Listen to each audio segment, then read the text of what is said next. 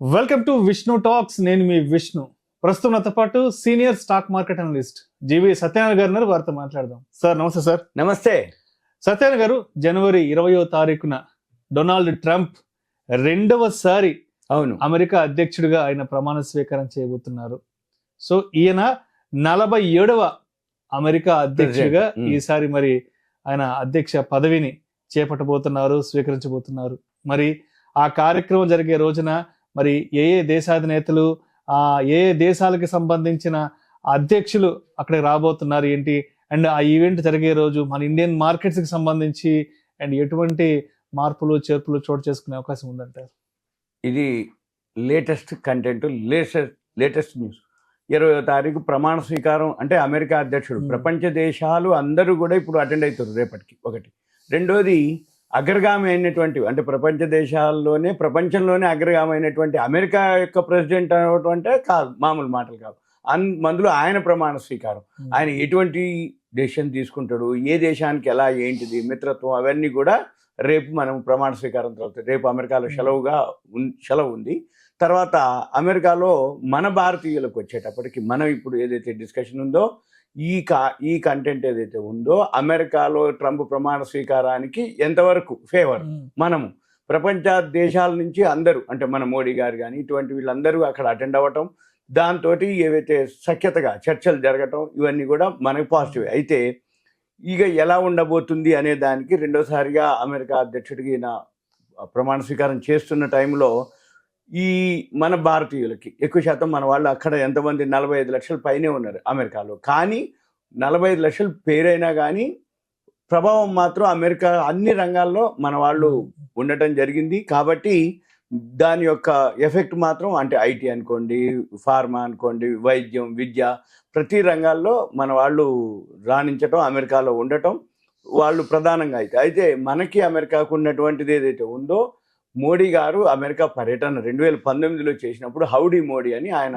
ఒక చేసి పెద్ద ఎత్తున చిన్న గెట్ టుగెదర్ ఏర్పాటు చేసిన తర్వాత మళ్ళీ మనం కూడా ఆయన ట్రంప్ మళ్ళీ ఇండియాకి వచ్చినప్పుడు ఇండియాలో కూడా మన అంటే మోడీ గారు ఏం చేసిండు, అహ్మదాబాద్లో నమస్తే ట్రంప్ అని ఒక ప్రోగ్రామ్ కండక్ట్ చేస్తే ఆయన ఆ టైంలో ఇక ట్రంప్ గారు ఒక విధమైనటువంటి అంటే ఆనందం అనమాట, 1,00,000 పైన రావడం జరిగింది, భారీ సభ నిర్వహించడం జరిగింది. అంటే ఏంటిది అంటే మనకి ఏదైతే మర్యాదలు చేసిరో అటువంటి మర్యాదల కంటే ఇంకా ఎక్కువ మర్యాదలు మనం చూపించిన అభిమానం, ఆ ఫ్రెండ్షిప్ ఏదైతే మోడీ 2019 మళ్ళీ అప్పుడు ఆయన జో బైడెన్ రావటం అమెరికాకి, కానీ ఈ ఫ్రెండ్షిప్ సఖ్యత అలానే కంటిన్యూ అవుతుంది. ఇప్పుడు మళ్ళీ 2025లో ట్రంప్ రావటం, మనం మళ్ళీ మోడీ గారు ఇక్కడ రావటం, మళ్ళీ ఇప్పుడు ఏమైతుంది అంటే ఇంకా పాత స్నేహం మళ్ళా బాగా చిగురిస్తుంది ఈసారి. రైట్.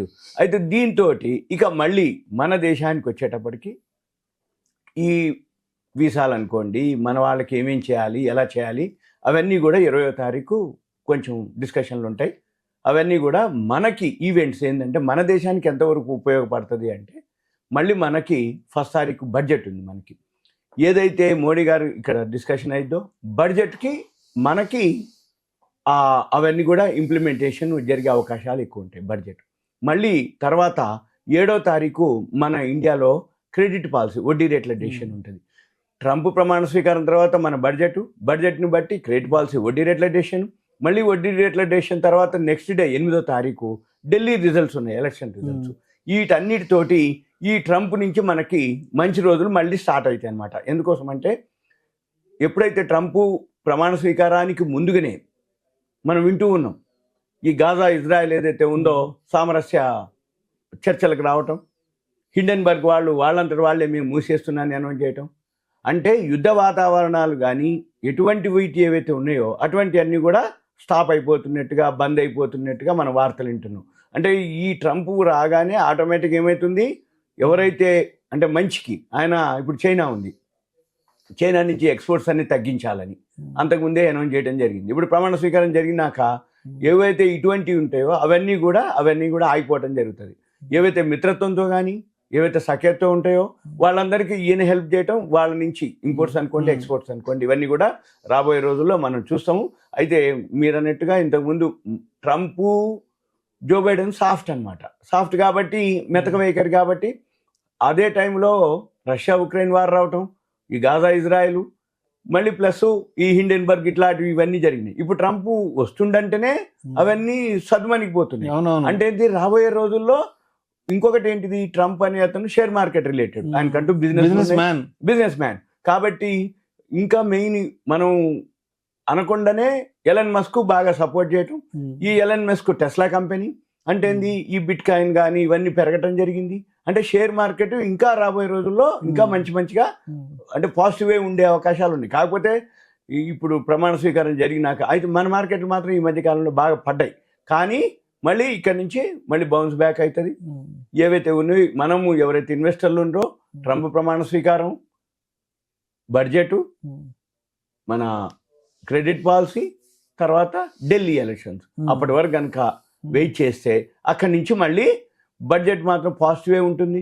ఎందుకోసం అంటే మళ్ళీ కొత్త గవర్నమెంట్ ఫామ్ అయిన తర్వాత ఫుల్ ప్లెడ్జెడ్ బడ్జెట్ ఇది ఇప్పుడు వచ్చేటటువంటిది. కాబట్టి వాళ్ళు బడ్జెట్ని అంటే మంచిగానే ఉంటుంది తప్ప వేరే విధంగా ఉండదు.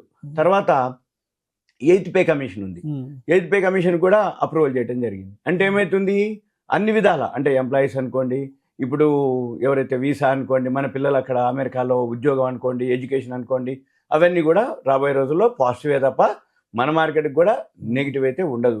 దీంతో పాటుగా మహాకుంభమేళా ప్రపంచవ్యాప్తంగా అంటే ప్రపంచంలోనే గుర్తింపు పొందేటటువంటి ఆధ్యాత్మిక ఈవెంట్ జరుగుతుంది ఇప్పుడు మహాకుంభమేళా. దాంతో పాటుగా అంటే మనమంటూ ఒక గుర్తింపు, మనకంటూ ఒక స్థానము, మనమంటూ ఒక ప్రత్యేకంగా అనేది ఉంటుంది. కాబట్టి ఇప్పుడు రేపు ప్రమాణ స్వీకారం అనేది చాలా పెద్ద ఈవెంట్, అందుకని అన్ని పాజిటివే ఉంటాయి. అది మనము ఇప్పుడు అంటే ప్రమాణ స్వీకారం ముందు, మళ్ళీ ప్రమాణ స్వీకారం అయిపోయినాక మనకి ఏమేమి బెనిఫిట్స్ వచ్చినాయో మళ్ళీ మనము ఇంకో వీడియోలో మనం మళ్ళీ క్లియర్గా, ఎందుకంటే ప్రమాణ స్వీకారం అయిపోగానే అదే డెసిషన్స్ ఉంటాయి పాజిటివ్, ఈ కొత్త పాలసీస్ కూడా అమలు, మళ్ళీ మనం ఇంకొక వీడియోలో వాటి గురించి అంటే మన దేశానికి అమెరికాకు ఇటువంటి పాజిటివ్ జరిగింది అనేది మళ్ళీ ఇంకో వీడియోలో చెప్తాం. Thank you sir. Thank you.